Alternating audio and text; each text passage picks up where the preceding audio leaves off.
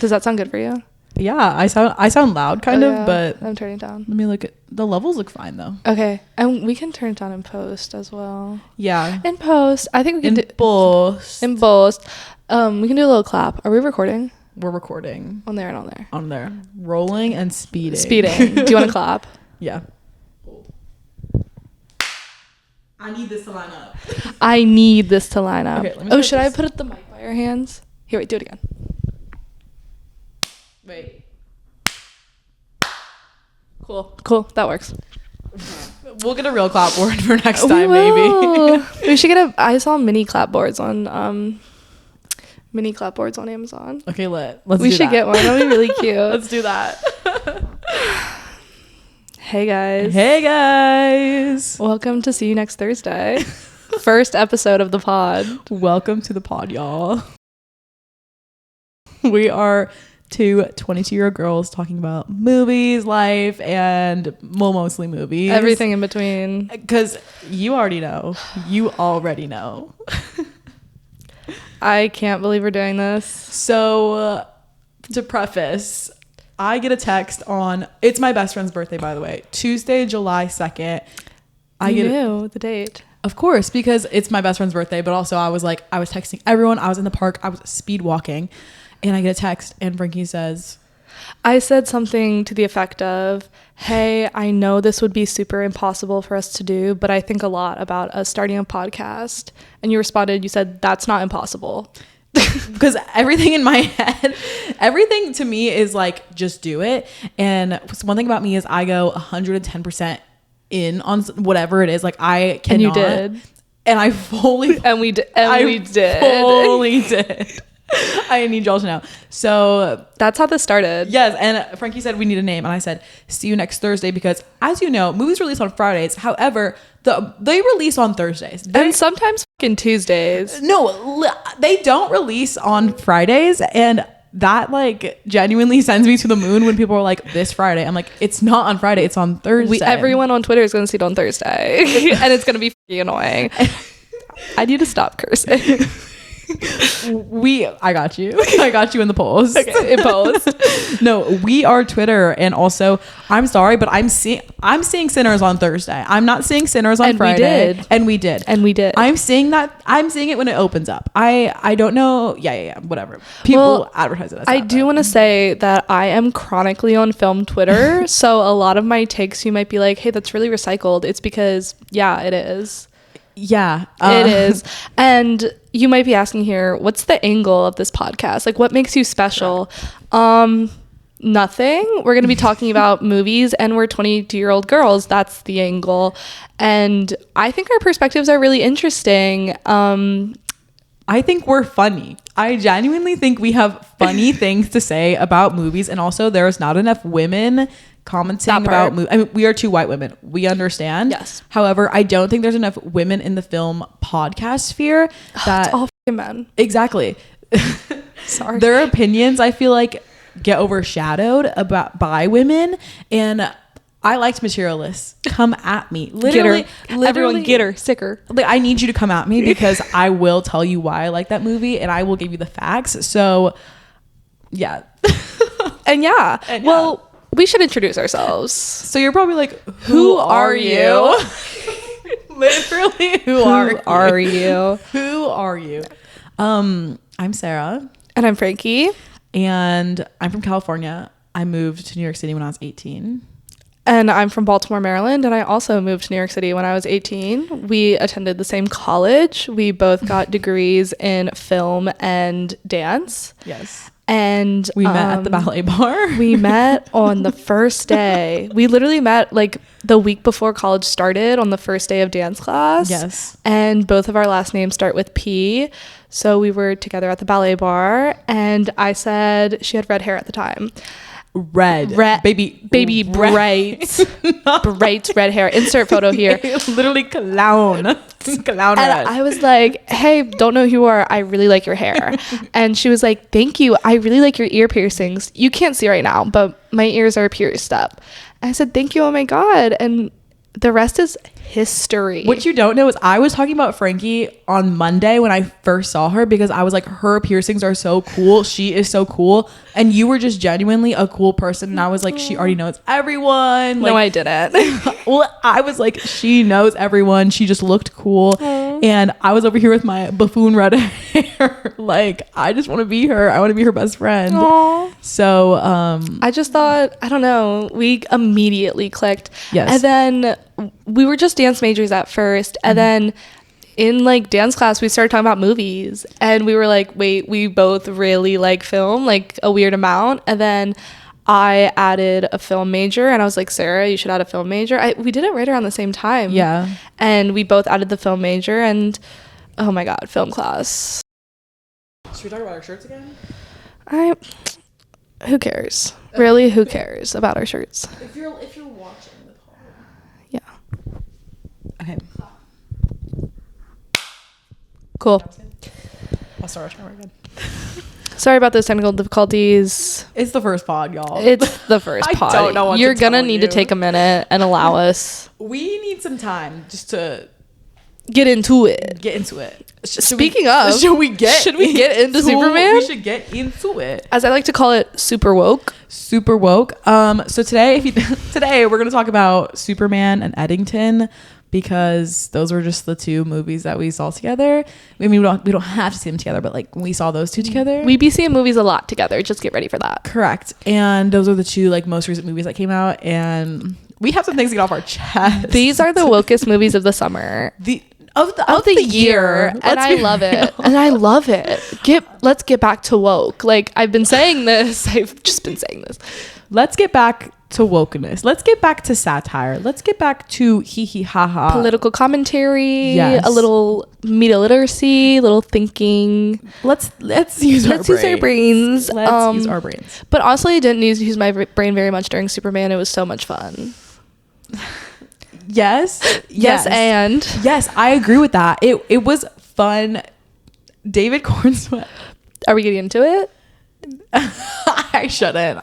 Well, okay. First, we should preface like our history behind like. Oh yeah, Superman, superhero films. Superhero films. For me, hero films in general, because I watch all the Marvel movies. Over COVID, I binged all those. That was my project. And Guardians of the Galaxy 2 and 3 roast me are in my favorite movies of all time. You roast me. Literally come at me. They are so fun. If you don't like those movies, you aren't fun. Like you don't like fun. So personally, I love those movies. I love James Gunn. I think I will go see whatever he does, because I like him. Yeah. I'm sorry. Don't have any previous history with Superman though. That's important to know. I have some previous history with Superman. When I was a child, I became obsessed with the Christopher Reeve Supermans, and they are on the dusty DVD shelf in my childhood home. Dusty. And I really loved those movies, and I loved Christopher Reeve for some reason. He just really I was entranced by him and his story. So I loved his son's little cameo in the movie.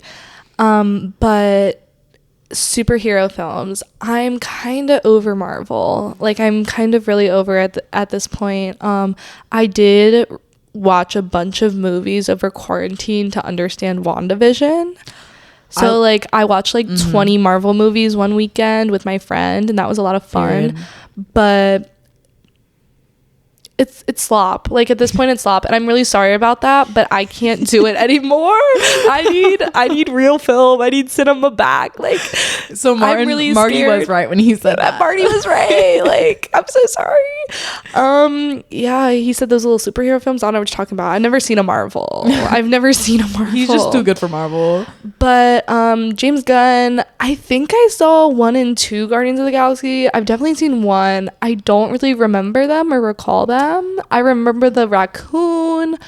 Don't piss me off. I'm not trying to piss you off. Not the raccoon. Rocket. Use his government name, please. I remember Bradley Cooper's Rocket. Yep. His best performance, arguably. Hell yeah.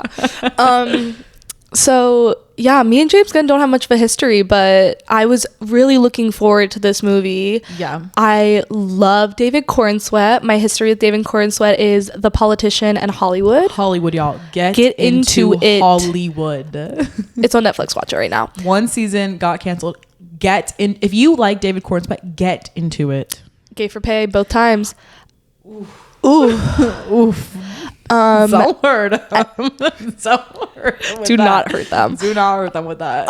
And then Rachel Brosnahan, Marvelous Mrs. Maisel, my queen. I was very excited when I heard about this pairing. And then let's get into Nick Holt for a second. He has a stunning filmography, and I love him a lot. I don't know if you guys tune into The Great on Hulu. He transfixes me in everything he's in. Transfixes. I don't know if that's a word, but I am genuinely, I'm not confused by him, but I'm like, you're literally everyone and he's everything. We saw Jury Number 2 together, and we were like, that was lovely. Normal Man, bald-headed Lex Luthor. Like, the what? range is and insane. If you've seen The Great, he plays I can't even tell you, a Russian oligarch, like, I don't know, King Peter.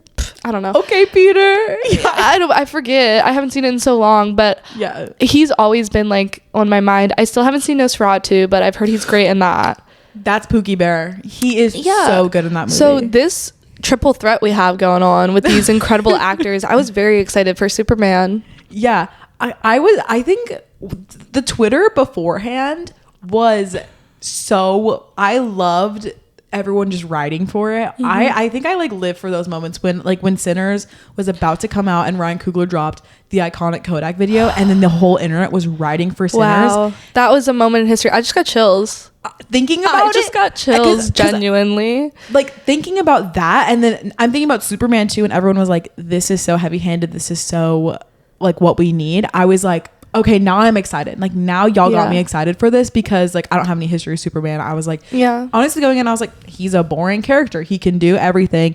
He like, you know, so I was like, I don't know. But seeing the internet be like, this is woke, and if you don't like this, I love woke.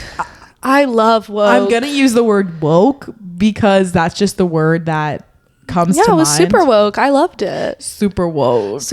Not Superman, super woke. Yeah. So I already talked about my actor loves. Do you want to get into like your thoughts on the movie?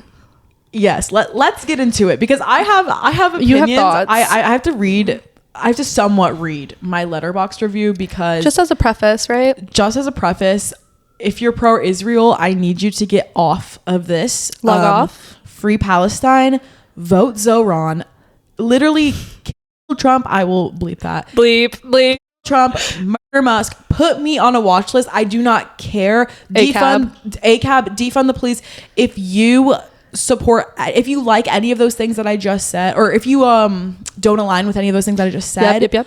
I need y'all to log off. This is not the podcast for you. No, it's not. Free Palestine. If I didn't say that, free it. And I have to say that before this, because I texted so many people this exact sentence, but I was like, I feel like you have to be woke to like this movie. And I'm coming from a place where I was like, I just want to have fun. I just want to go to see a superhero movie. Mm-hmm. What I think people aren't understanding is that I have no prior history with Superman. And I don't think you should be going into a superhero movie with like connotations. You should, if this is a first movie in a franchise, everything should be laid out for you, in my opinion. Well, that's what I liked about it, because you didn't have to watch 12 movies in order to understand it. I thought it was the beginning sums up Superman's history very well, and you doesn't need to be a Marvel moment where I need to know all these inside jokes. Now, there were some inside jokes like Peacemaker. I don't know who that is, but the whole audience laughed, so I knew it must be, and it's John Cena, so I knew it must have been an inside joke to something, and it happened a couple times, but I really enjoyed that I didn't have to have a lot of context before. But continue. Yes, I will say though, why does Lex Luthor hate Superman? That is never, I've seen it twice. That is just like not very clear to me. Like, that's probably more of a comic thing. Did you Google it? I didn't. Maybe I should Google. Yeah, I don't remember why either, but I think Maybe it's in Smallville, which is like a Superman TV Smallville. show. I think they were childhood friends in Smallville. So that's what I saw online. And on Twitter. Online Twitter. Come on, guys, it's Twitter. Like, that's literally online. It's Twitter. I saw that on Twitter, and there was like, now imagine if we had the context that they were best friends. I was like, oh, that might have changed some things. That changes everything. That was one of the only things where I was like, why does he hate him so much? Like, I genuinely was confused. Sometimes you have to suspend your disbelief, Sarah. But like, I was like, this man hates his for no reason. Like, there's got to be a reason. I just don't remember what it is. Okay, I will come back if I do, but I'm just saying, like, from someone as an outside perspective who has not seen the movies, which I think is valuable. I think so many people should go into movies without having any context. Yeah. Yes, because I think that's what movies are for. Mm-hmm. And so that was like the biggest gripe I had. However, also saying I'm a big Guardians fan. So many Guardians references. I was like, this man loves what he did he loves his work. Yep. And he loves his filmography. I have to shout out. So when he whistles to Crypto, it sounds like Yondu's whistle from his arrow. And I was like, that's the exact whistle. Okay. I rewatched the Guardians movie so I could confirm that is the exact whistle. The Tavon Collector and the prison scene, those are those same boxes. Those boxes, I was like, I lived in California. I've been to Disneyland. Those are those same boxes. I've seen those boxes, and they're at the Guardians of the Galaxy ride in Disneyland. Also, James Gunn and his kindness grind. He will not stop. Maybe that's the real punk rock. That's the real punk rock. The real punk rock is. I think that's the real punk rock. The real punk rock is James Gunn's kindness, because this man will not stop. I thought I was the only one, and then I like went on Twitter and I was like, oh, everyone's saying he needs to stop with that's the real punk rock. I giggled. I kicked my feet when he said that in the movie, because I was like, this is, if a man said that to me, I would be like, it's a little cringe. It's a little cringe. It's a bit cringe. But I also, like, a lot of people liked it on Twitter as well. Yeah. They were like, this is what we need right now. It's just people being kind, which I totally agree with. We need more of that. Yeah. I like the preface that he's like, this movie's for everyone because it's about kindness. I like that perspective. Not for Zionists, though. Well, but I like that he's like, it's about kindness. What are y'all talking about? Like, I like that. So let's get into it. In the movie, there are two countries that resemble a certain other two countries that are currently, well, one's fighting another. You can bleep that, but we know what the word is. We know. And I really loved the position that this movie takes of, oh my God, when Hawk Girl, yes, when she's like, well, I'm not Superman, and just drops fake Netanyahu off the middle of, well, I don't know what she does, but she kills him really hard, and I really loved that moment. Yeah, especially for the woman in the center of all of this to do that. I was like, shout out. She's like, I'm not Superman. He's like, Superman would never kill me, and she's like, well, I'm not Superman, and let's go. Yeah, and I love that. That was a really powerful statement. Yeah. And some people are like, I don't know, just everyone on Twitter was like, this movie literally says free Palestine, and everyone was like, that can't be true, that can't be right. Like, yeah, it was crazy. Like, how could this? And then we saw the movie and we were like, okay, so the movie says free Palestine. And so many people at work were like, is it really that heavy handed? And I was like, no, yeah. And I was like, no, yeah. He was quite literally spelling it out for y'all, and if you don't get it, rocks for brains. I'm sorry, rocks for brains. Well, that's why, that's why I'm like, everyone should see this. But despite what I think, I gave it 3.5 stars. Despite what I think, as it being like 4. Yes, as it being like sort of mid in my opinion, I do think everyone should see this movie because of the messaging. Yeah. And I'm like, this is a movie for the times. I love that. Yeah. I agree with that a lot. Sorry, continue. Yeah, I totally agree with you. I think this is a lovely movie, and I had quite a bit of fun at it. And as we've talked about previously together, not on camera, we just love to have fun at the movies. Yes. Maybe the next film is about uncomfortability at the movies, but like Superman is a movie that I think is a lot of fun, and my screening was packed. I saw it at home at my theater in Maryland, and I went with my parents. It was a very cute night out with my fam, and we all loved it, and I left like smiling and like on a high from Superman. I think a lot of people felt that way. We need more movies like that. okay, so there are some slop moments in that movie, and I would say that is when they go into the portal dimension, like the pocket universe. The pocket universe. I forgot what that was called for so long. Me too. That does look a little slop. I need to talk about the wigs. Okay, let's get into the wigs. Just one second. This movie was very pretty. I think like there was some overexposedness. But the scene with Lex Luthor and Superman at the end, I was like, why is this backlit? The sun was okay. I think that was definitely like some sort of like it was supposed choice. To be. It was supposed to be. Yeah, but so that part I didn't mind as much. But there were some parts where I was like, this doesn't look great, but a lot of it did look really good. A lot of the the Lois and Clark scenes were really, really pretty. Oh my God. Yeah. They're so hot. They're so cute. I need both of them at the same time. Superman's like grin after Lois says like, I love you, I guess. Yeah. He grins like a little puppy dog. He's grinning from ear His to ear. Dimple. Like, and it was so cute. I was cute. like, oh my God. Yeah. Okay, wigs. Y'all. Will you wear wigs? I have a few notes, but the wig. Do you wear wigs? When will you wear wigs? No, literally, when will you wear wigs? Because James Gunn did these actors so dirty. I think what's his face? Guy Green. Yeah. His wig is quite crazy. But Miss Cat, her blonde wig. Yeah. Did you buy that off Temu, James Gunn? Why does it look like that? She doesn't look like a natural blonde, and no. I think that's like what you're supposed to look like when you wear a wig. You're supposed to look like it's like there was no lace, there was nothing for her. I did notice Beck Bennett's mustache was a little cray, dark and dirty. Beck Bennett, if that's your real facial hair, I'm sorry, but that did seem a little glued onto your upper lip. And I love Beck Bennett. Okay, if you watched SNL in 2013, you're a Beck Bennett stan. And I did. I was so happy to see him in this movie.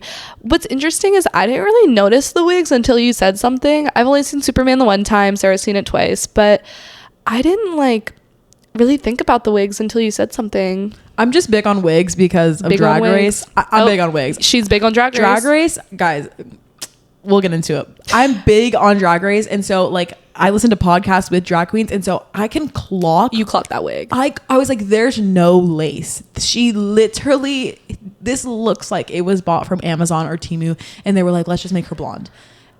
Well, something I also did notice was Lex Luthor and his baldness. I thought it was very smooth, like weirdly smooth, and maybe like it seemed a little airbrushed, like in post or something.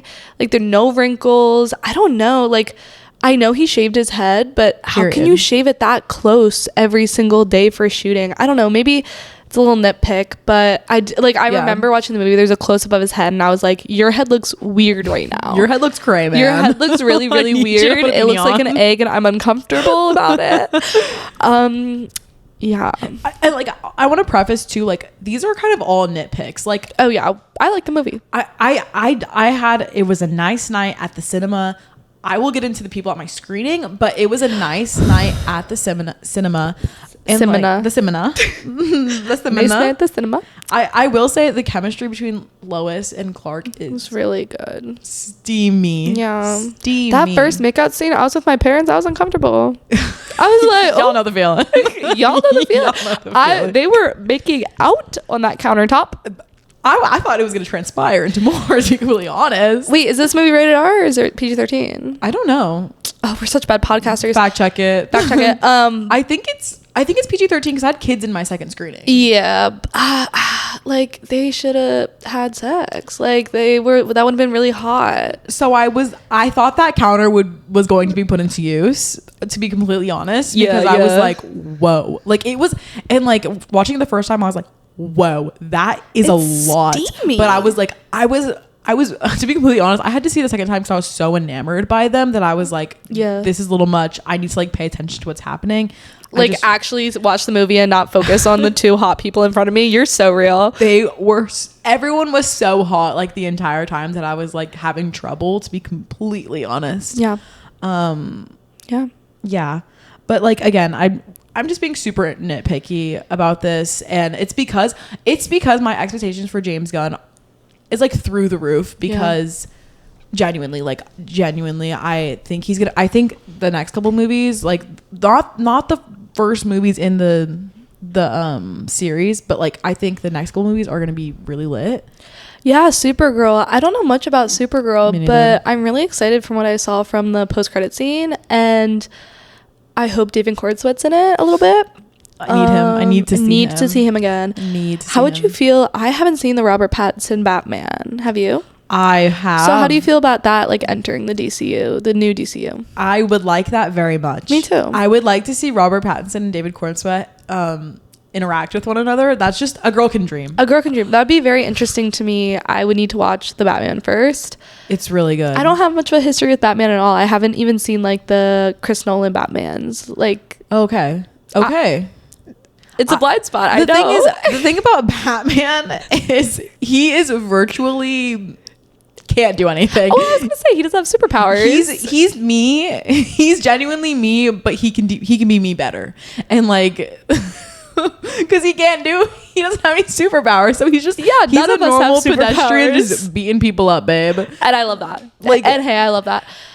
The dynamic between the two of them, I feel like would be super interesting because the synergy. Sorry, get into it. But the synergy. I just like the puppy dog Superman and the depressed, like insane, like Batman would be really, really fun. Robert Pattinson as the Batman, my man.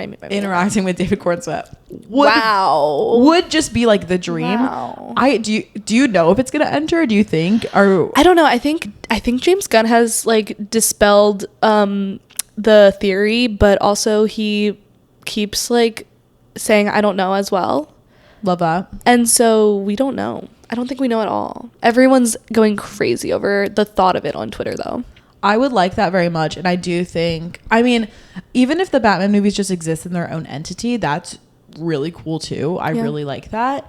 But I do think James Gunn has something on his hands, and I would hate to see it go to waste. And I love him, but I would hate to see him like remake Batman because we just got a really good Batman. A really good one, like phenomenal technical and cinematography and acting achievement. Genuinely, I didn't know much. I mean, I watched the Chris Nolan Batmans, but like again, I went in, I was like, this is a whole new thing. I need to like watch it with fresh eyes, and I really enjoyed it. I need to lock into those Batman movies. Lock in right now. Get it together.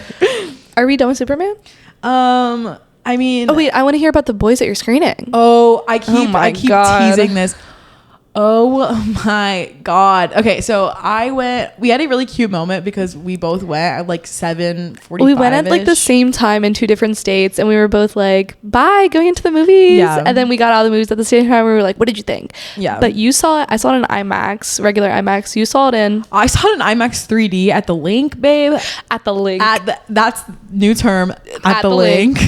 Because I genuinely, when I went in there, was like, why are they giving me these glasses? First of all, they were huge. They were so goofy. Basically, you were a bug. I was a bug. They were basically sunglasses. And so the Fantastic Four commercial came on, and I was like, why aren't they working? Because Pedro Pascal literally pointed to me and said, put your 3D glasses on. So I put the glasses on, and then all of us were like, they don't work. Wait, I didn't know Pedro Pascal pointed at you specifically and said put the glasses on. That's really, really funny. He literally pointed at me and said, put the glasses on. So I put them on, and then the whole auditorium was like, do yours work. And so I was like, we cute. We're all like bonding right now because all of our theater glasses don't work. Spoiler alert, it wasn't in 3D yet.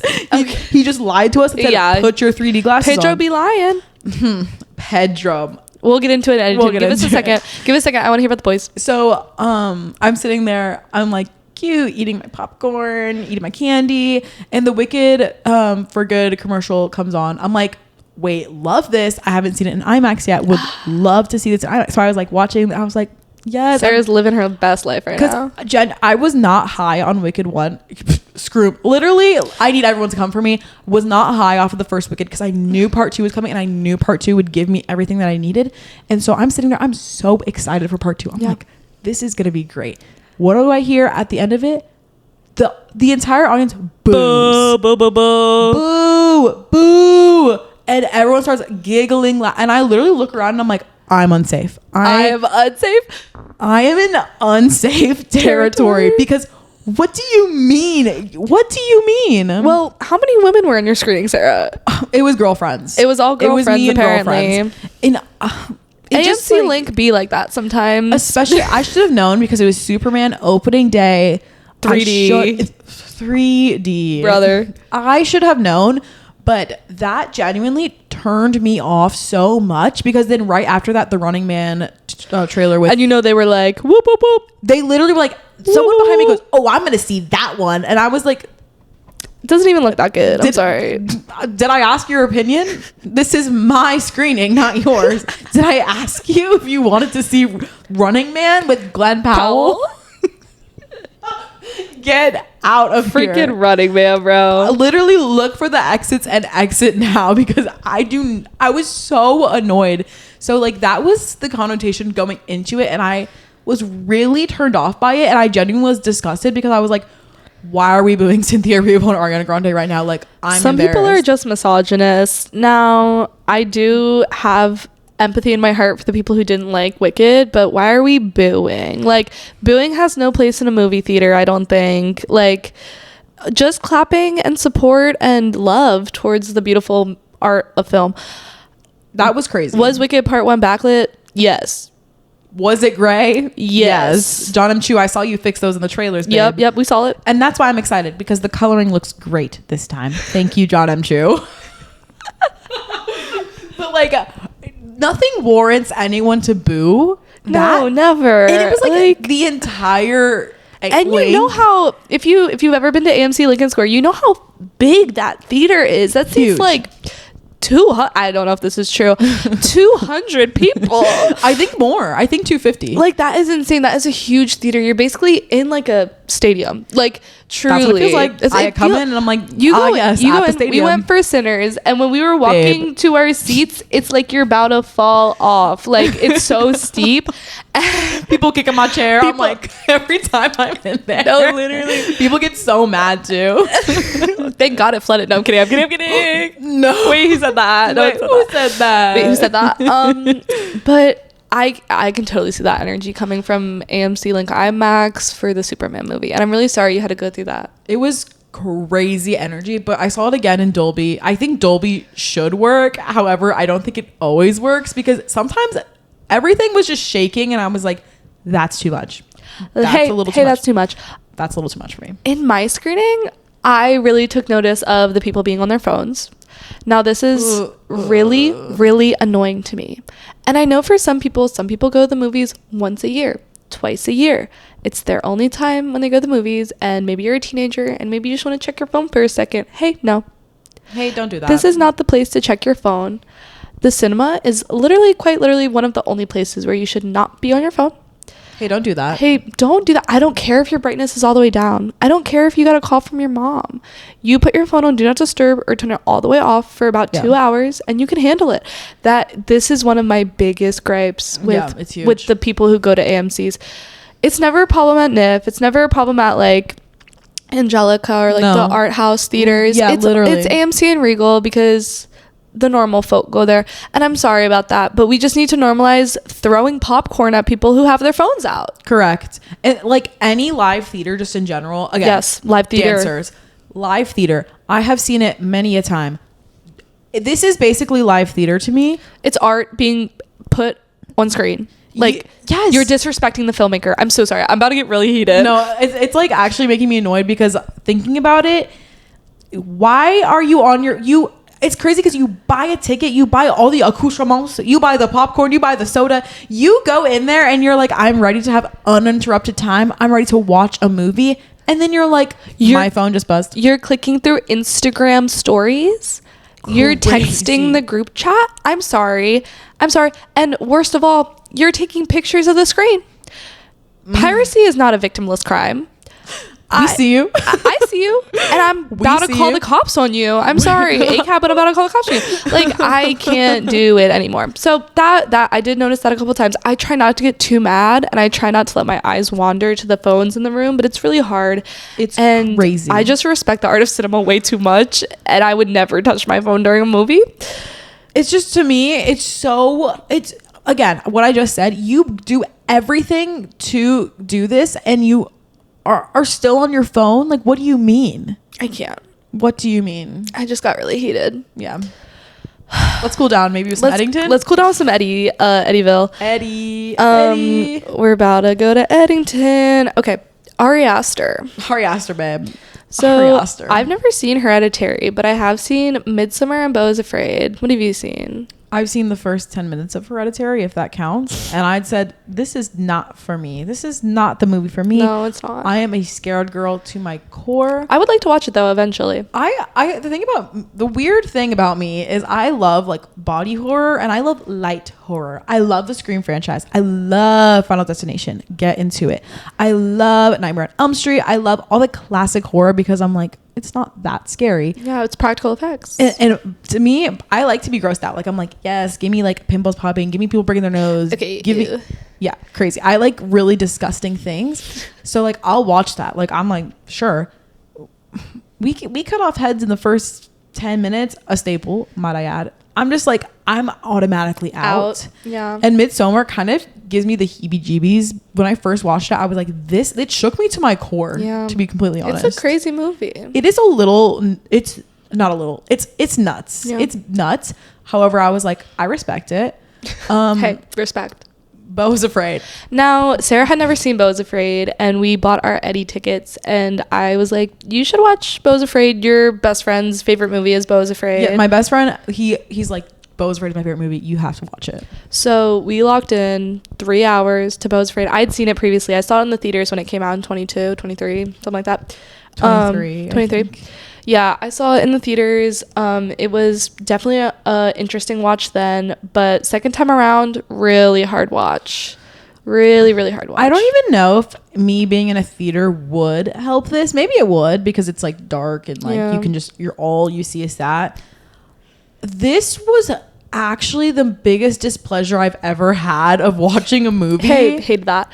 I really disliked that. And I thought, again, in classic Aster fashion, I thought it was going to end 500 Oh my God. Ari Aster loves a fake out. He loves 10 different endings. You could stop the movie 20 different times and be over.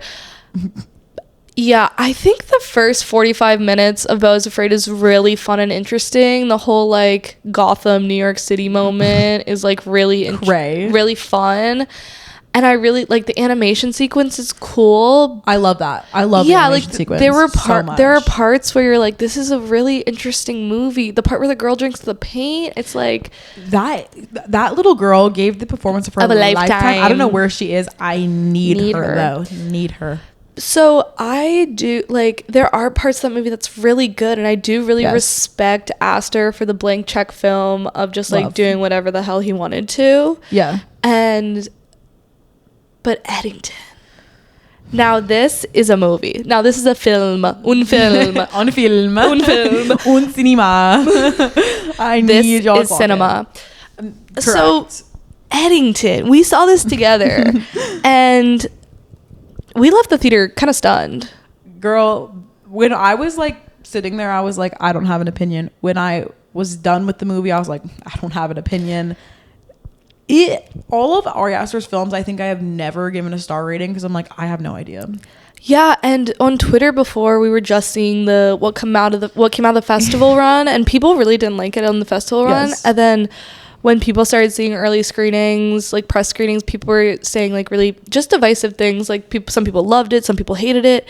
And then I think it's a really funny movie. Yeah. It's really, really funny. And after some sitting on it and processing, I've ended up on, I really like it. I still don't know. You still don't know what you think? I want to see it again. Would you see it again? To be completely honest, no. It was, again, like, it was a lot to sit through. And to me, like, I would need to watch this in parts, I think. Okay, yeah, in parts is interesting because it definitely does have 3 distinct acts. And the thing is, I loved the third act. The third act really, really fun. My heart was pumping. I think... Spoiler warning. We're going to spoil... Sorry. I don't care. We spoiled Superman, so we're going to spoil Eddington, by the way. I'm going to spoil everything. I don't even care about giving a preface because I'm just going You're watching a movie podcast. If you are watching or listening to us, I am going to spoil this for you. I'm so sorry. Like, yeah, I'm so sorry. I don't listen to my podcast till I watch the movie. Yeah. When Pedro Pascal gets with the gun. Ooh. So first of all, that was a very loud gasp in the theater, and I loved that. You have no idea it's coming. You have no idea it's coming. No idea. And then it happens. The entire theater went and put their hands over their mouths. Literally, me and Sarah both had our hands over our mouths. I had my hand over my mouth. I was trying not to laugh, honestly, because I thought it was really funny that Ari Aster did that. But I think we both held our breath for like 2 minutes after that, and then the entire movie switched. Like changed. The entire movie was different after that, which maybe that's why. Because the scene before this, the fireworks scene with Katy Perry's firework. Baby, you're fine. That was cinema. That's cinema right there. That was cinema. Yeah, that is cinema. I was like, this is when I was like, yes, this is exactly what I needed in this moment. When he slapped him, that was another gasp in the room. I was like, whoa. Pedro. Let's calm down a little bit. Calm down. Hey, baby, listen to me. But then that's when I knew. I was like, something is about to go down. In classic Aster fashion, something is about to go down. Yes. Yeah. And that genuinely, it threw me. Yeah. So there's still some parts of the movie that I'm confused about, and I guess that's why I'd like to see it again, just to absorb the entire movie again. I don't know if I will go to the theater and see it again, but I really should. I think I might, but there's so much to see right now. So I'm still kind of confused about a couple things. I'm confused about whatever was going on with Miss Emma Stone. I do not understand what went on with her story, like her past, and what because obviously Joe Cross said something publicly that wasn't true. She comes out and says that's not true. Do we ever learn what was true? I don't think we do. No. So that was a little confusing for me. Hey, it's fine. Hey, it's okay. Yeah, it's fine. What else was confusing was her father, the old police sheriff that was up on the wall that was killed, and apparently Joe Cross was there when he was killed. Ray. Do we ever learn what happened to him? Like, was he shot? Did he have a heart attack? Like, literally could not tell you. Yeah, so they're just a couple plot points that my friend pointed out to me. They were like, I think it's a little half-baked at some parts. I do too. I really do. But I also listened to an interview with him, and he talks about how there were so many other storylines that he could have gone with that he wanted to, but when you only have two and a half hours, you can't do everything. Yeah. So I think those might be some of the storylines that were dropped off. Mm-hmm. But I was fine with being confused because the movie was so funny. I loved this political satire. I was laughing my butt off because we all know what it was like to live through May 2020. Yes. And it was such a crazy time in history. It's so brave. Ari Aster is so brave. You're so brave. You're so brave. And he is so brave to make like a period piece of May 2020. Yes. And I was put back in the same position of what I lived through, basically. And just like all the political stuff going on in 2020. Yeah. 2020 radicalized me. Let's be so real. It radicalized a lot of people. All of us. But that was when I first started like reading political theory and being engaged in politics. That's when I first was like, oh, this matters to people's lives. Like, yeah. And so sure. I am one of the woke people that come out of 2020. Hey, I'm even woker than you think. Okay, Brian. Yes. No, I didn't do it for a girl. I did it for myself. That's why we're better than Brian. That's why we're better than Brian. That's why we're better than whatever girl Brian was into. Sarah. Of course, her name was Sarah. Sarah and Angela Davis and our little women racing class. That girl. To be fair, I have read the book. But but it was really funny seeing these characters that are literally mirrors of me in 2020. Period. Hopefully not as insane. Yeah. But oh my god, the scene at the dinner table when Brian's talking about white supremacy and his dad is like, "Are you stupid? You're white." It was one of the funniest scenes in the movie. Like, it's so real. It's such a mirror. And like, you had to live through the moment. You had to be there. You had to be in 2020 for this movie to resonate, which we were, but we all were. You had to be on that side of Twitter, social media. You had to be that like brain rotted to be here. Yeah. That's all I'm gonna say because Well, I don't know if you want to touch on like the cinematography of it, but I do. Well, I was gonna say the thing that I said to you right after the screening. Yeah. Crazy alert! I'm about to say something really crazy. Sarah's about to say something really, really crazy right now. Get ready. Say something that really no one has ever thought of. This is journalism. This is film journalism right here. Sentence that's never been said before about to happen. Sentence that's never been said. I said, this reminded me of A Ballad in Songbirds and Snakes by Suzanne Collins. Crazy thing to say about Eddington. Eddington and A Ballad of Songbirds and Snakes have this. They have very similar things to them, and literally, people would be like, "Why did you say that? Why would you think that?" So I just read that book. I just read that book. However, oh my god, in real life, I would not feel any morsel of sympathy for Joe Cross. I would hate his guts. I would literally hate the person he is. But for some reason, of course we're following him, I had like sympathy in my heart. Like I was like, he just wants to be loved. He just wants to have children.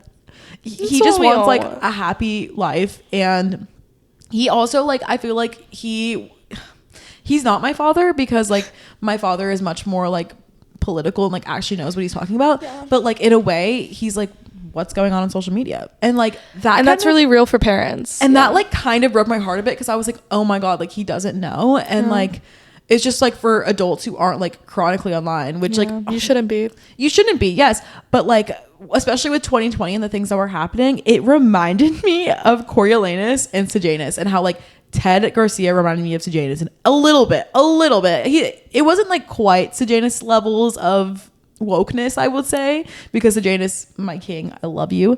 But like I felt such a dichotomy because I was like, I don't like Joe Cross, but I have sympathy in my heart for him, and I align more with what Ted Garcia is saying. However, we're following Joe Cross. We're not following Ted Garcia. So like I genuinely felt that pull, and I hated it because I was like, I hate that. Like, this is not Ari Aster's intentions at all. But he was I don't think he thought about Suzanne Collins at all making this film. Not one second. The pencil to the temple did not connect because I thought about that, and like I just personally, and I know he wants us to not feel bad for Joe Cross. I know he doesn't want us to, but I felt bad because I saw like bits of flashes of people I know that like it made me feel sad. I think the end does make you want to feel bad for Joe Cross. I mean, I guess it really depends on who you are. Some people might see that and be like, no, screw this guy. Like he was awful. Yeah. But the ending is really sad. The ending is so sad. And like a lot of what these people go through is like really, really sad. Like, and like you said, we just want to be loved. And I think that's like a big, obviously, plot line in the story. But yeah, that was a crazy thought you had after the movie. She said that to me and I was like, hey, I need you to explain that a little bit. And I did preface with, I'm about to say something crazy. I'm about to say something crazy and you're not ready for what I'm about to say. You're not ready to hear it. And something else I like also wanted to touch on was like, this also can go hand in hand with the cinematography, how all of the reality is not in the screens of the movie. Like there's a lot of vertical little like inserts, which are so cool because they're not done in like this Mean Girls 2024 way where it's like the whole screen is black and there's just this vertical bar. Ugh, ugly. That makes me sick. I'm sick to my stomach. I throw up profusely every time I see that on a screen, including at my job. I will throw up if I see that because it genuinely makes me so uncomfortable that I see black. Why do I see black on this screen right now? Just let's go horizontal, guys. Exactly. Why isn't there three of them? Hey, split screen. Yeah, split screens exist. Yeah. I love a split screen. I love. This was done tastefully though. I loved all the framing of the shots and like. Okay, let's get into it. Framing. Yes, I really loved that. Everything you saw on the big screen was reality, and everything you saw on the small screens were either A, figures of our imagination, or B, what they thought was their reality. And I really mess with that. Yeah, a moment I loved. I was going to talk about like these interesting zoom outs that Ari Aster has in this movie. So I forget what we zoom into, but we zoom into something and it goes to a black screen for about 3 or 4 seconds. And when we zoom out of the black screen, we see literally the Instagram black square. It was Antifa. When they're in the private jet. So we're in the private jet, okay? And we have this tracking shot of going through the private jet, which is a crazy shot, by the way. Insane shot. Antifa on a private jet, where? Okay. So, I low-key needed him to take it out, but I get it. It's a satire. It's a satire. I get it. So we're going through the private jet. We end on like a black, maybe like a ski mask or something. Yes. And then we pull out and it's a freaking Instagram post of a black screen. It's that damn Blackout Tuesday It's that damn Blackout Tuesday.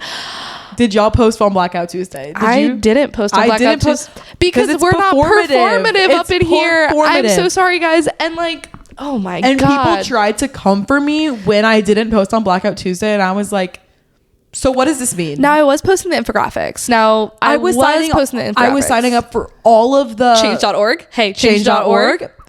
Were y'all on change.org? Were y'all all on change.org in 2020? Were y'all donating to change.org? Yeah, I was donating. I was donating. I was signing up for everything because I was also trying to stay off of social media as much as possible. Yeah, it was rough during that time to be on social media. It was hard because once I saw like the all of the what are they called? Once I saw all of just the riots and like the like protests. the protest, the horrible, not riots. I call them riots because the police were rioting. The police were rioting. That was like, I can't watch this. Actually, it's like very hard. And I really was like, I need to see fact. I would like to see some fact. Hey, it's hard to see fact. And that was crazy. I was like, I'm getting off social media. I'm not looking at this. And that was crazy when I was like, what is going on? Yeah, I never got bullied for not posting for Blackout Tuesday, but when everyone was doing it, I was like, this doesn't feel right. And a lot of people who were posting it, I know you're a Trump supporter, so like what the heck is going on right now? Yeah. But that was a crazy zoom out in the film. That was crazy. Another zoom out was we were seeing this horizontal video of a TikTok, but you don't know it's a TikTok until it zooms out and you see the likes come in and the comments and the phone screen. Oh, yes, yeah. Are they in like Florida being like, hey, we just bought a house in Florida? Was that Brian? I think it was Brian. Was that Brian at the end? I think it was Brian at the end. It was Brian at the end. So yeah, it was a really interesting scene where the phone moves backward and like the cool. TikTok interface comes in, and like I thought that was really, really fun. Ari Aster does some really fun things in this movie. Another point I wanted to make was, so in 2020 we had this whole 6 feet apart thing, and he plays with that so much in this movie. There's a point where Joe Cross and Ted Garcia are across the street from one another, and they have a little moment. They have a moment, and they approach each other, and the framing of this, it's just like we track and we follow like Joe Cross and Ted Garcia, and then oh my God, it's beautiful. I can't even describe it. Like it's a 2-shot of them standing next to each other, full body, and then they're just, you can tell they're exactly 6 feet apart. Yeah. Like I know they measured that. I was like, you got to stop here. Yeah. And then obviously I think someone steps forward and it's like 6 feet. Yeah. But like, epic. Just be like the idea of setting something in 2020 and being able to play with the rules of space in that way. Epic stuff happening. Ari Aster. Epic stuff. The POV at the end, okay, so we have some references to first person shooter games in this movie, which I thought was really interesting. Like, that is so cool. It's so cool. So basically the third act is like a Western, which I loved because it wasn't like your typical Western. I've seen a Western in my time, in my day, and they're old, so it's Clint Eastwood, love you. Hey, John Ford. Hey, love you guys. This is old, and I love that y'all are the pioneers. Obviously, Westerns are notoriously though the hardest thing for me to get through and to watch, because I'm like, I don't think I've seen many. And that's my blind spot. Yeah, my dad recommended me like quite a few of my days, which I do watch, and I'm like, cool. Yeah. How he did this though was making my heart race. When I tell you, when Pedro was in the middle of the movie, I think I held my breath the entire rest of the movie because I was like, oh my god. Yeah, so when we're in this like deserted town square moment, cool. And bro, okay, Joe Cross goes into the gun store. He comes out with Gunther's. Hey, Gunther's. Gunther's actually made me piss my pants a bit. I literally yelped. I was like, oh my god, and I laughed so hard. Hey, Gunther's. Hey, Gunther's. So he goes into Gunther's and he comes out there with an AK-40 and a machine gun, and he's got these 3 Glocks strapped to him. And it's so funny because he would know how to do that. He would. He's a sheriff, like, but he's just spraying the town with these bullets, and I think we track with him for like the entirety of him going from house to house to down the woods to into this gun store. And then as soon as he has the guns and I think maybe fires like the first round of shots, we become his POV. And so the camera is him, and in front of you is the gun, and you're shooting the gun. And I was like, wow, hey, that's cinema right there, because you're immediately putting us into his perspective, just immediately changing the form on us like that, and it throws you off. And I really love it.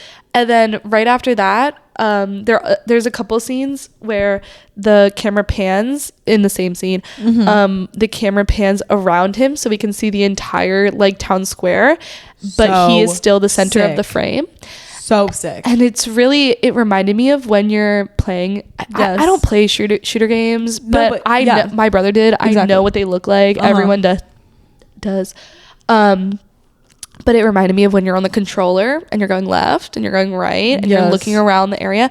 And then there's a couple shots where we're from directly behind him, like behind his head. That's a shot taken straight out of video games.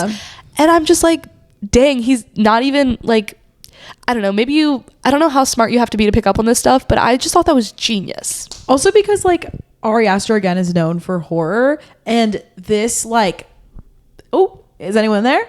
Is anyone there? Was so reminiscent of like, to me, horror, and I was like, yes, it was so tense. He knows how to make a tense scene, even if it's not like a super tense moment.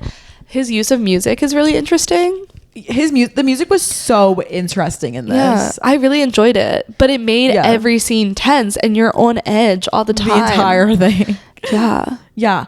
I think he's so genius at like faking you out, and in a broader spectrum, in a broader perspective of this, not only like with the cinematography is he great at like faking you out, but in general he is so good at just deceiving audiences on like what they're going to be watching.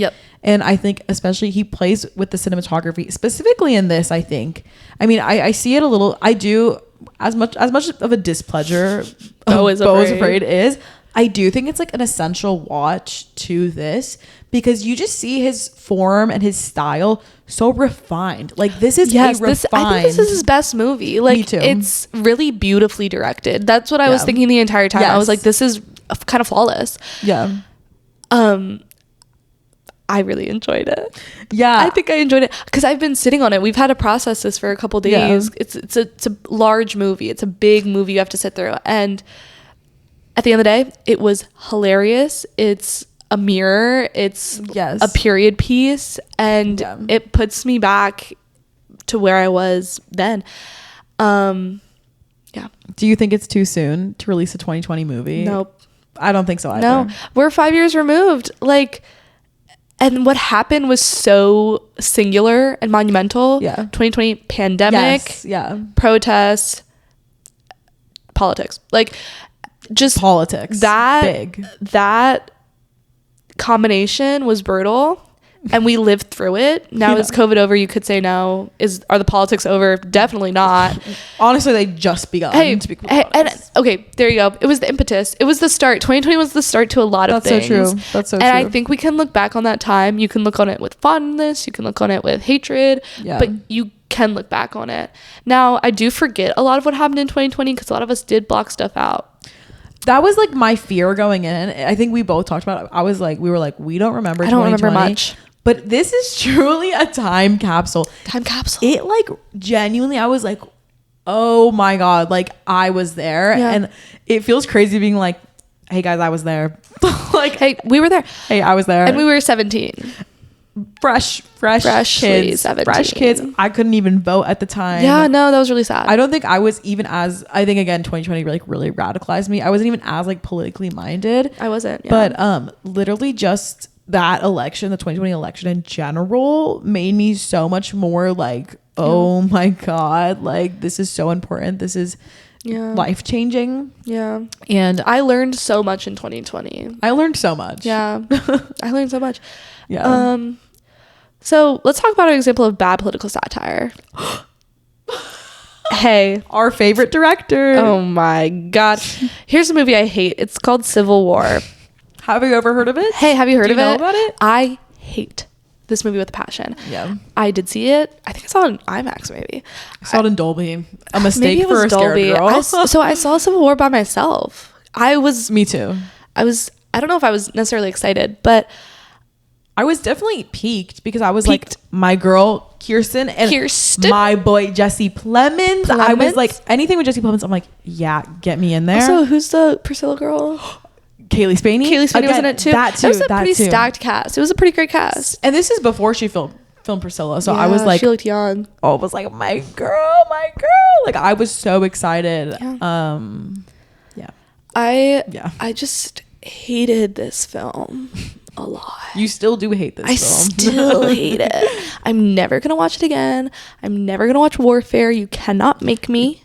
I'm not. That military propaganda. Don't even get me into that. Don't even get me into Warfare, to be completely honest. Oh my God. I'm getting sweaty thinking about it. But so I was honestly thinking about Warfare a lot after Eddington, because it's just an example of doing what Alex Garland wanted to do, but better.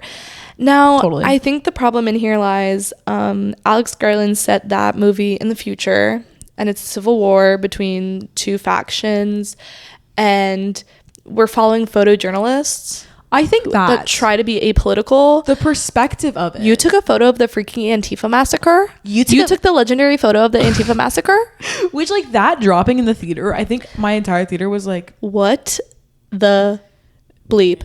No matter what anyone thought of it, I think everyone in my theater was like literally laughed because we were like, what? Such a weird movie. I'm sorry. What I love about Eddington is it goes back in time and reflects on 2020 with the perspective we have now. Yeah, for sure. You can't do that in a movie that's set in the future. Now, obviously, two different things, you just can't. But what Ari, I think, was so smart to do was to reflect back, or I think he wrote it during the pandemic when it's set. But I don't know, it just hits so much harder. Now, I did worry when I first saw Antifa show up in Eddington. Yes. Because this was cray. See, like, Antifa being a, like, organized military was really, really interesting. And I didn't know if I liked it at first because, I don't know. I don't think that's real. It's really off-putting because you're like, hey, that's not what that was. Hey, that's not real. Hey, that never happened. That's not what that is. Like, everyone just loves to blame Antifa. And it felt like, I was like, oh, here we go again with this, like, Antifa is XYZ. Yeah, exactly. Because all Antifa means is anti-fascists, and I'd like to think a lot of us are that. And, like, I think how you like explained it to me, you were like, technically, aren't we all Antifa? Yeah. And, like, that, I was like, yeah, that's true. And, like, that kind of, like, threw me too. I also was, like, the most confused, I think, by that part, because I was like, that's not what? Like, everything else is pretty, like, realistic. Yeah.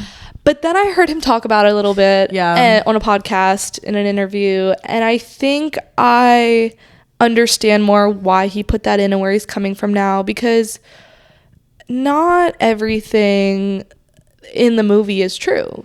Hey guys, let's have fun. Hey guys, I'm gonna make up an Antifa military and I'm gonna put it in my movie, and they do ride on a private jet, and it was funny. Like, I was laughing, and that's why I think I'd like to see it again, to like watch it with the perspective of, okay, there's an Antifa military that's gonna come in and mess stuff up.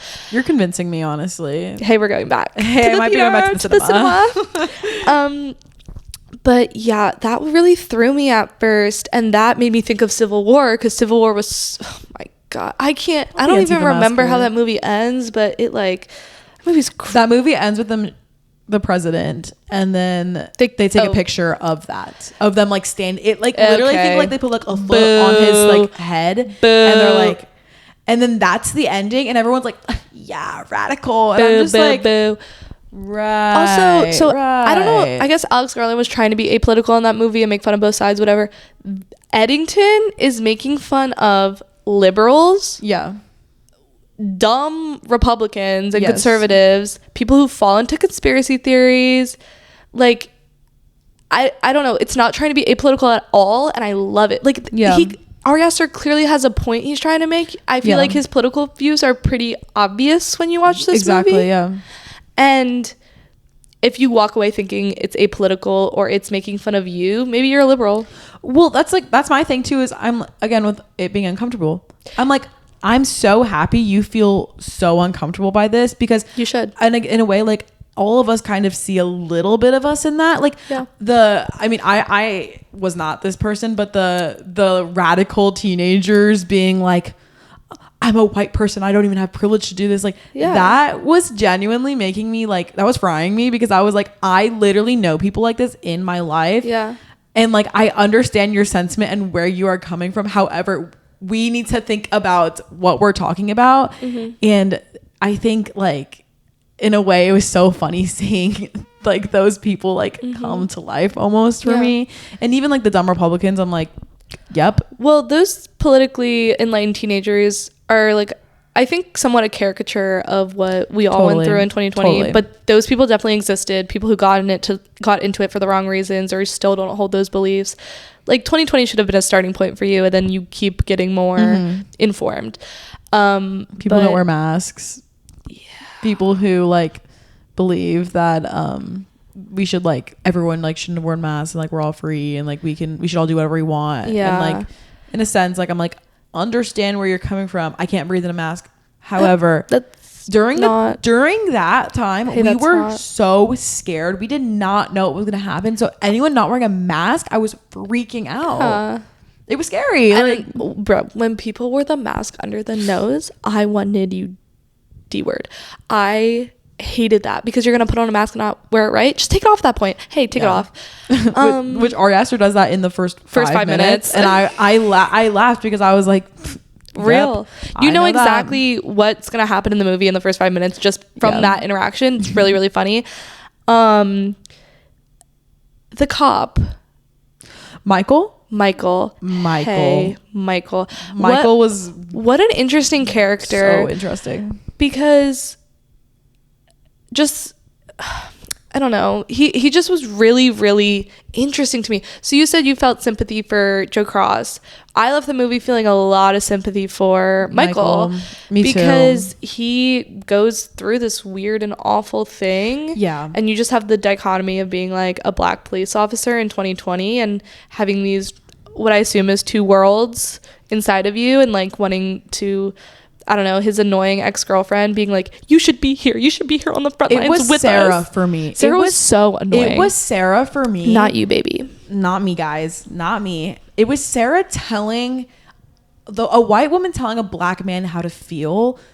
That like really irked me, and like that's the point. But I was like, that makes me feel like, I'm like, no, you've crossed the line, Sarah. Yeah, Sarah and Brian were crazy for that. Brian was crazy. But I know Michael. Actually, I don't know anything, but he definitely felt some sort of way about being a cop in that moment. It seemed like it, at least, from what we can tell. And then he gets wrongly imprisoned. That was when I also was like, whoa. What are we doing here? What are we doing here? Wrongly imprisoned. And then the ending of the movie, he's sheriff. Yeah. And so it's like you've continued on this path of prestige in your career, while also the ending of also him shooting his gun, that being like the last scene, is so crazy, because I can't even explain it. It just makes me feel so many things. So I had a lot of sympathy for Michael throughout the movie, and I want to hear more people talk about Michael, because I think he's one of the most interesting characters in the film. I would like to hear a non-white person talk about Michael, because I would like to know how that felt from a different perspective, because again, like I can't directly relate to Michael. Yeah. But from what I could feel was that he also is like at a crossroads. Like, I don't know how to feel. Obviously, he grows up in a family where he has like a certain, he has certain ethics and morals, and like, this is how your life is supposed to be. Mm-hmm. And I would just like to hear more about that. Big feels for Michael, big feelings about Michael. He's obviously supposed to be a very political character. Yeah. And he's supposed to make us think. Yeah. Everyone's supposed to make us think, but I think Michael especially, I think he's really important to the story. Really important to the story. Especially the last shot. I just cannot get over the last shot. Like, yeah, that makes me think so much. Yeah. So much. Yeah, it's a thinker. What did you think of Emma Stone and Austin Butler, their characters? I don't know what to make of Austin Butler, to be so specifically Austin Butler's character. I don't know what to make, to be so completely honest. It seemed culty, right? Yes. Oh yeah. Definitely culty. I don't know like where it fits. I guess it fits because it's like the one thing Joe loves is like taken away from him. Yeah. In that sense. So like it's someone getting pulled into something. It's someone who's searching for answers, and they find it through a crazy conspiracy like cult, I guess. I see where it fits in, but it's definitely out there inside the movie. I think, again, like you were saying, that's like the most unclear the entire story is. Yeah. The like dinner scene where they're sitting there, that was frying me. I was like, what? When he didn't make enough food. That, first of all, that's, again, I was like, I've been there. That literally makes me like, it hurts my heart. And also like I'm like such a hopeless romantic. I love like just love stories. So like them being apart, I'm like, this makes me so sad because everyone deserves like love in this life. But but like I'm like I think Emma Stone's character is such an interesting character. I just wish I think for me, I needed more about like the Pedro Pascal of it all and her. Yeah, where he fit into that, because we never got answers with that either. That's the only thing that I was like, what? But what is going on? I kind of understand Emma Stone character in a way. Like she doesn't, she gets pregnant obviously because of this colt, and she's like super happy. But like, I think she just wants to be understood. And they understand her. And I do. She's weird. She's so weird. She makes her little dolls. Which at first when I saw the thing in town that was like said like white supremacy, I thought that she made that because it kind of looked like one of her little like figurines. Oh no, it was Antifa. It was Antifa. And then I was like, it was Antifa. And then I was like, oh, Antifa made that. But then I was like, wait a minute. Is Emma Stone? Never mind. Hey, I was wrong. Yeah, I was like, let me not think about that. Emma Stone really transforms in this performance. I love whatever she does with her career. She's so interesting. The long hair, the bleach brows, no makeup look was very fun. So fun. There was a really interesting scene where Joe Cross comes into the house, and he thinks he's talking to Emma Stone. He's talking to Emma Stone for a good like 2 minutes. And classic then we realize Aster fashion. We realize it's her mother. And I think he thinks that his mother is Emma Stone the rest of the movie. Her mother's Emma Stone? Yes. Yeah. I think he thinks that for the rest of the movie. Oh wow. Because like she takes care of him. Oh wow. I do think that's, I mean, but then again at the end he is watching her on the TV. But I do think until he gets that surgery, and I do think Dawn in a way like is it's their only bridge to her. But in a way, I think he feels like it's her in the same way. That's really interesting. In the same sense. I think her name's Dawn. Yes. I think it's interesting. Dawn takes advantage of the moment, and she basically becomes mayor. I think that's super interesting. Of like this, oh my God, this kind of puppet mayor that they have going on, because obviously Joe Cross is disabled, and I guess he rightly gets voted into mayor. It's like a forfeit, and he becomes mayor. Yeah. But when you can't perform your duties, mother-in-law steps in. The mother-in-law becomes Ari Aster mothers. Hey, wake that up. We can't get into that right now. We can't get into all that right now. Theory. But just Dawn basically becoming mayor and like walking around the house like she owns the place. The nurse getting in bed.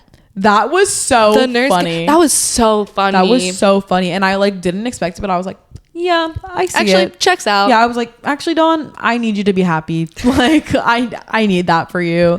Yeah, that was I did like the scene where he thinks he's talking to Lois, and then it's Dawn. I think that was really cool. It was really interesting. And I was like, COVID, y'all. You got me. You got me. And just basically him having COVID the entire third act. And oh my God, when he's driving away and the email notification, your COVID-19 result is ready. That was frying me. The amount of emails that we got tested for, like that is such a singular moment of getting, oh, this email tells me if I'm positive or negative, and if I have to take off work for 10 days. Like, yes, I have to quarantine myself if I can't see my family, if I'm not gonna be able to taste. I know my best friend had the worst case of COVID ever, but it like low-key transformed his life, because he was like, everything tastes disgusting, so all I want is like fresh vegetables from the earth. Okay. And he was like, genuinely COVID made me healthy. Period. But also, he had the worst COVID of his entire life and couldn't eat or drink anything without it tasting disgusting, which I'm like, and he like couldn't move for like 3 days, which is awful. Yeah. And like thinking back to that though, it's like, it's genuinely crazy. Well, that's why I think the divisive reactions to Eddington is so interesting, because everyone who went through 2020 and COVID, some people lost a lot of loved ones. Yeah. And for some people, the Black Lives Matter protests hit very close to home. Yeah. And people were lost in many situations in 2020. So I think seeing this movie for some people is difficult. Yeah. And it's very hard to laugh at that moment in time. And I think it's easy for me to laugh because I was removed from it in some type of way. I had a house with a family, and none of us ever got super sick, and I only went to, like, I wasn't on the front lines of the protests, and I'm white, so I can laugh at these things. But I think for some people, this movie is going to be a hard watch for you. That's a great perspective I didn't even think about. Yeah. Because I feel the same way. I was like super lucky and I didn't have to do any of those things. And like the scariest thing that happened was my grandpa got COVID, and I thought like something bad was going to happen. And my dance studio wanted to go to nationals, and I was like, we can't go to nationals. Hey guys, no nationals. COVID. It's COVID. Why are we going to Utah? Like, that was insane. Not Utah. No, literally. And like everyone's like, we're going to Utah, right? I'm like, we're not going to Utah.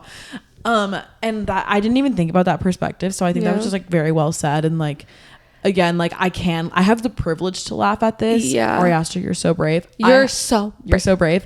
I have the privilege to laugh at this. And I wonder again how this would sit and what the perspective would be of someone who's not me, or something who went through something in 2020 that I didn't experience. Yeah. I don't know. You have to sit with this movie. You really do. And that thought came to me the other day where I was just like, if 2020 was genuinely the worst year of your life, this movie is a hard watch. And I was 17. I was living in a house. I was in high school. I was chilling. I was watching movies. I was chilling. I was dancing in my basement. I was posting on Instagram. Like, I went to a couple protests. I did the thing. But like, I never got arrested, pepper sprayed. I never had a close person die. So yeah, it is easy for me to laugh at this movie and say it's funny, but I totally understand why some people will not feel that way. Yeah, it's a divisive movie. Before and even after the movie, all we see are like people like, I hated it or I loved it.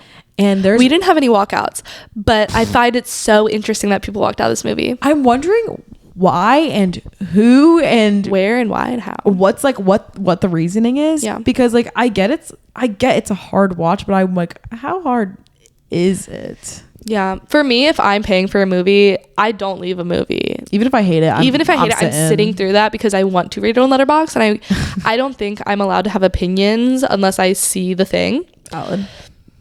So also, I can't be late to movies. If I'm late to a movie, I'm not going because I'm missing something, unless I'm like 30 seconds late, a minute late. But if I'm 15 minutes late, I'm not going to that movie because luckily we're AMC A-list members. A-lister. Thank God for that. But you're just missing context if you walk out of something. But hard watch for some people. Definitely. Yeah. I just think it's so funny that you either love this or you hate this. And there's literally, again, I think Ari Aster just is the king of this. Yeah. You're so brave. You either love whatever he made or you hate it. And like, that's what makes him great, is he makes you think so much. And even if it doesn't make sense, or even if it does make sense, I really enjoy that. Like, he has such a divisive filmography. I love the direction he's going. I really want him to make more movies like this. I did hear he's making a horror movie though. So like, horror heads, you're welcome. You're up. Yeah, you're up. I'm happy for y'all. He also said he had ideas for a sequel.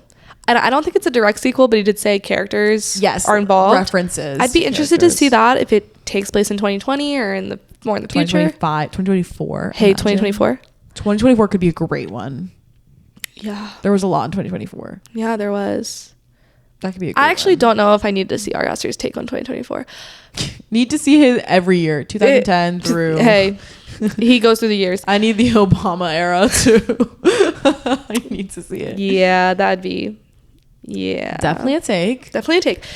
But I really like that he does so many different things with his films. Yeah. It's so cool to see someone keep giving him money. Keep giving him money. Keep putting his movies in theaters. Yes, please. Keep putting original movies in theaters. Yes. Keep putting original work. Keep putting divisive work. Keep putting things that make you feel uncomfortable. See things that make you feel uncomfortable. Yes. Actively search out movies that you're not interested in, that you think you might not like. Yes. Because to have an opinion, you need to see it. That's my whole thing. That's why I can crap on Civil War. I had to sit through that movie. I also think like that's why art is art, because everyone's gonna think a different opinion, and like I feel like art is the only thing everyone can say something and it's not wrong, because it's just different for everyone. And it's one of the only things in this world everyone can have an opinion on. And that's why we have a podcast. And that's why I love art, and I love dance, movies, and I love movies, and I love live theater. I love anything that involves it. My hip just popped. I'm so sorry. I'm gonna go back and listen to it though. No, I completely agree with you. And I think having art in our lives is such a special thing. Yes. And being able to go to the movies is such a special thing. Going to different theaters, exploring your local cinema. I'm just such a proponent of that. Going back to 2020, what was the one thing we all went back to? Entertainment. Yeah, baby. Get into it. Baby. The synergy is crazy. I'm literally like, I think about that. Oh, once it was said to me, I was like, you're so right. And what did we all crave? Going to the movies, going to do something outside of our house. And the movies were so back, because movies are back. Movies are so back. Movies have been back for a while. I don't know if we're going to talk a lot about like box office on this pod, because I don't really gaff. I just Box Office Mojo my life though. I go to Box Office Mojo. I cared a lot about Sinners box office. Sinners mattered. Hey, Sinners mattered. Sinners was really big for me for box office, because everyone's like, boo, this not gonna do good. This gonna stink. And then it's still in theaters today. Not to talk about Sinners for too long, but the first thing you said to me, we saw Sinners together. First thing you said to me was, do you think this has a chance for Oscars? I said no. First thing I said, because we had just seen it, I said no, the Academy would never go for this. It's unfortunate, but the Academy would never go for this. Now, I believe Sinners should win Best Picture. I think it's going to win Best Picture. Sorry, Joaquin. Love you, BB. Oh, Joaquin. Love you, my boy. Sorry, Joaquin. PTA. They all should get something. However, I do think Sinners is going to take it. I'm actually hoping Sinners I really wish it would. A horror movie winning Best Picture. A black horror movie winning Best Pictures, like this would be just got chills. Just got literally chills. Got chills. Ryan Coogler, I need to see you at the Oscars. Like, you need. I don't know. Like, I'm really excited for this award season. Me too. I think it's gonna be really interesting. But I do believe Sinners has Oscars potential. Yeah. Eddington. And what I also, this has gone on for so long, but I need to say, I can't believe Ari Aster has not been nominated for an award at all, because he is probably one of the most defining directors of the 20th century because of his horror. Yeah. And to me, it's just crazy that Hereditary nor Midsommar did not get a single, not anything, not even a mention, honestly. The Academy hates horror. And that's why it's just so exclusive, and I hate that because I think horror shapes so many of films. And I mean, Sinners is a testament to it. Horror shapes literally movies and how people see things. Yeah. And like, why is it so exclusive? Why is it kind of so exclusive? I don't get that. I don't know. I need to see everyone in Sinners nominated. Oh, I need that. I need that entire cast nominated, the entire crew nominated. I need Best Picture. I need Best Director nomination. We need to nominate Ari Aster. Maybe not for Eddington, but eventually. Eventually, y'all. I don't know. I'd like to see Eddington nominated just for the fun of it, just to say, hey, this screwy movie got nominated for a Best Picture. A different man vibe. Got nominated for not even Best Picture, just an award, even if it's like a below the line award. Yeah. Sound, I don't know, would be interesting. Cinematography? So, hey, it was beautiful. Hey, that was beautiful. I don't understand. Eddington was something really, really interesting. Yes. And I think I'm going to be thinking about it for the rest of the year. Me too. I don't know if another film is going to make me think as much as Eddington. Hey guys. So our Zoom cut out. And we accidentally talked for an hour and 30 minutes. We talked for so long. But this is basically us realizing the Zoom cut and realizing we should probably end the pod here. Yes. We hope you guys enjoyed the first app. It was the first app, gotta have some technical difficulties the first app. Always. We're gonna say this in future episodes, but not every episode's going to be a new movie release. It might be retrospectives, directors, awards, of course, things like that. So we hope you stick around with us, and we had a great time on the first app. And this is us. I think right now we're saying bye. Yeah. Bye. Bye. See you next Thursday.